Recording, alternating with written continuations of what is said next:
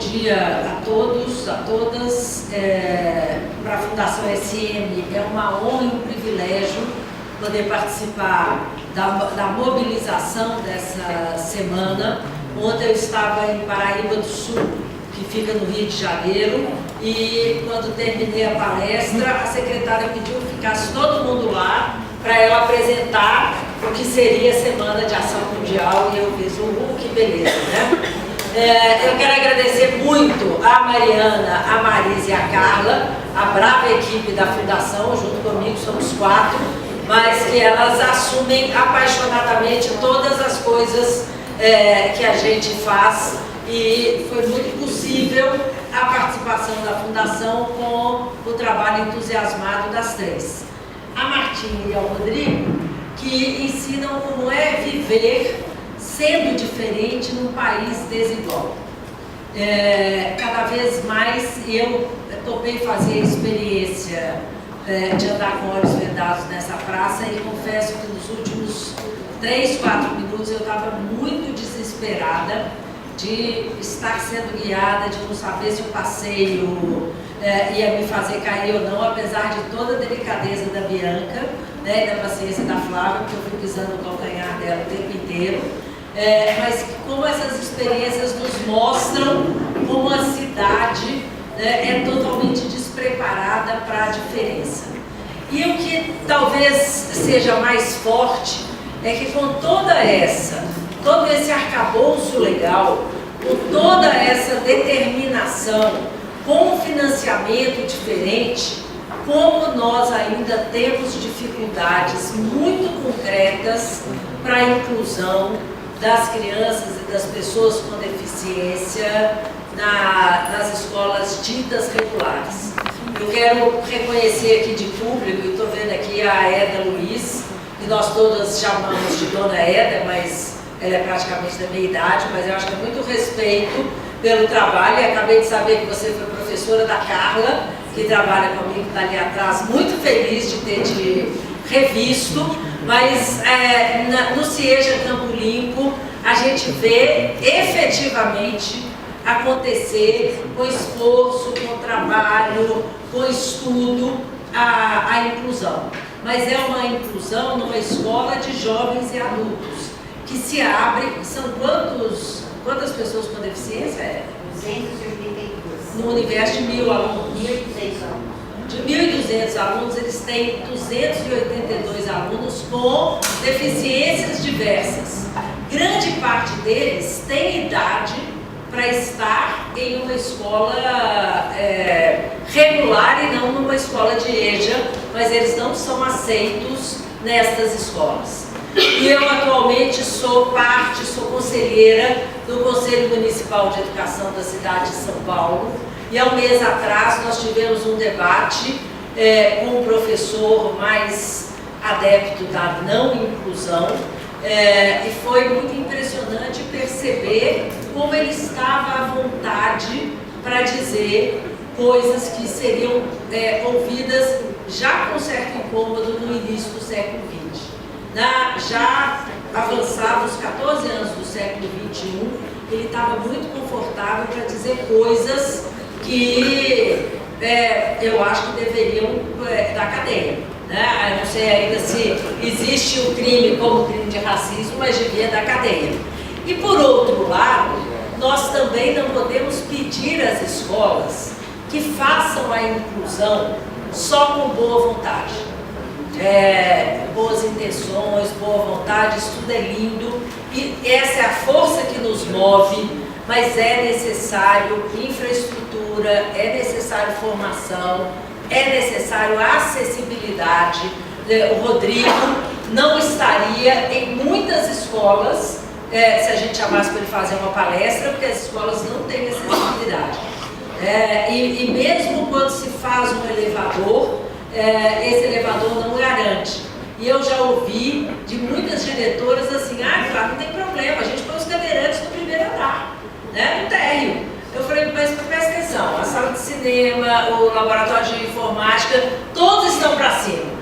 Gente, mas aí eles não fazem, o que tem? Ou não fazer informática. Não é não fazer, é se sentir excluído. E, preparando a palestra que eu fiz ontem, lá nessas duas cidades do Rio de Janeiro, eu reencontrei um livro, e me lembrei muito do André, um livro do Paulo Freire, que as pessoas dizem que é um livro muito romântico. Eu não vejo nada de mal em ser romântico, mas é porque quando as pessoas querem desqualificar o Paulo Freire, dizem que ele é um escritor de palavras bonitas, e eu vejo a hora que alguém vai colocar ele no balcão de autoajuda, né, o que a gente vai ter que fazer a revolução na livraria. O Freire não tem nada de inconsistência, ele tem uma rigorosidade metódica muito forte, mas ele escreve de uma maneira encantada. E aí, eu vou ler esse livro, o índice da pedagogia da autonomia. O índice já é uma aula de formação, porque ele vai falando o que exige ensinar. E aí ele diz o seguinte: ensinar exige risco, aceitação do novo e rejeição a qualquer forma de discriminação. É próprio do pensar certo a disponibilidade ao risco, a aceitação do novo, que não pode ser negado ou acolhido só porque é novo. Assim como o critério de recusa ao velho não é apenas um cronológico. O velho que preserva sua validade, ou que encarna uma tradição, ou marca uma presença no tempo, continua novo. Faz parte igualmente de pensar certo a rejeição mais decidida a qualquer forma de discriminação. A prática preconceituosa de raça, de classe, de gênero ofende a substantividade do ser humano e nega radicalmente a democracia. Quão longe dela nos achamos quando vivemos a impunidade dos que matam meninos nas ruas, dos que assassinam camponeses que lutam por seus direitos, dos que discriminam os negros, dos que inferiorizam as mulheres. Quão ausentes da democracia se acham os que queimam igrejas de negros, porque certamente negros não têm alma, negros não rezam. Com sua negritude, os negros sujam a branquitude das orações. A mim me dá pena e não raiva, quando vejo a arrogância com que a branquitude de sociedades em que se faz isso, em que se queimam igrejas de negros, se apresenta ao mundo como pedagogia da democracia. Pensar e fazer errado, pelo visto, não tem mesmo nada que ver com a humildade que o pensar certo exige. Não tem nada que ver com o bom senso que regula nossos exageros e evita as nossas caminhadas até o ridículo e a insensatez. Às vezes, temo que algum leitor ou leitora, mesmo que ainda não totalmente convertido ao pragmatismo neoliberal, mas por ele já tocado, diga que sonhador continua a falar de uma educação de anjos e não de mulheres e de homens. O que tenho dito até agora, porém, diz respeito radicalmente à natureza de mulheres e homens.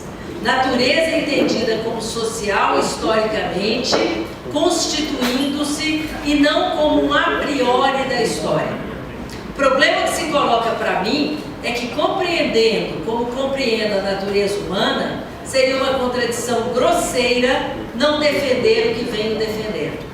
Faz parte da exigência que a mim mesmo me faço de pensar certo, pensar como venho pensando enquanto escrevo este texto. Pensar, por exemplo, que o pensar certo a ser ensinado concomitantemente com o ensino dos conteúdos não é um pensar formalmente anterior ao e desgarrado do fazer certo.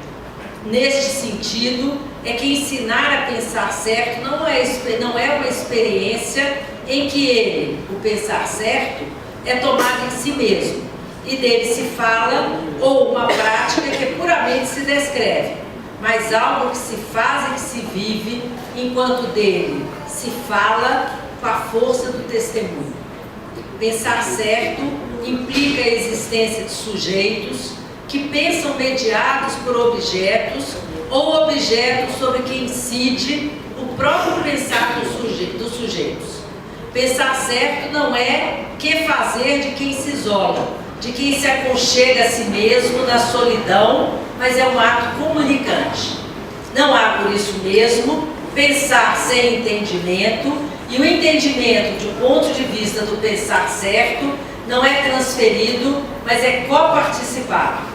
Se, no âmbito da gramática, o verbo entender é transitivo, no que concerne a sintaxe do pensar certo, ele é um verbo cujo sujeito é sempre copartícipe de outro.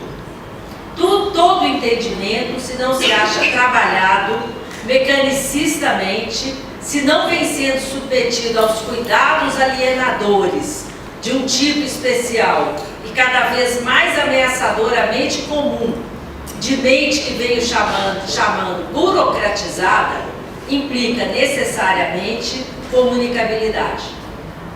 Não há inteligência, a não ser quando o próprio processo de interligir é distorcido, que não seja também comunicação do inteligido. A grande tarefa do sujeito que pensa certo não é transferir, depositar, oferecer, doar ao outro, tomado como paciente de seu pensar, a inteligibilidade das coisas, dos fatos, dos conceitos. A tarefa coerente do educador que pensa certo é, exercendo como ser humano a irrecusável prática de inteligir, desafiar o educando com quem se comunica e a quem comunica, produzir sua compreensão do que vem sendo comunicação e intercomunicação e que não se funde na dialogicidade. O pensar certo, por isso, é dialógico e não polêmico. E aí eu reforço, se a gente não tiver disposição para dialogar, para enfrentar a contradição, para enfrentar a reação, a gente cede ao que a gente sabe muito bem que a gente fala, né, Martinha? A idade das trevas, que é a época em que qualquer pessoa diferente não é bem vista, seja com deficiência, por gênero, por qualquer outra. Eu não vou enumerar aqui, né, as diferenças tão saudáveis nessa sociedade que, por ser desigual, dificulta muito, né, a democracia. Então, nós, educadores, nós, gestores de redes públicas, de escolas, temos de ter paciência histórica para construir essa inclusão de todos na escola pública. A campanha do Unicef, Fora da Escola Não Pode, mostra que grande parte das crianças de 6 a 14 ainda fora da escola são crianças negras, pobres, filhos de pais com baixa escolaridade, moradores do campo ou da periferia e com deficiência. Então, esse é o sujeito que nós temos de buscar em todas as casas, em todos os rios, em todas as cidades, para garantir a eles o direito a uma educação, né, que vem melhorando, mas ainda não tem garantido a equidade, ou seja, melhorar para todos.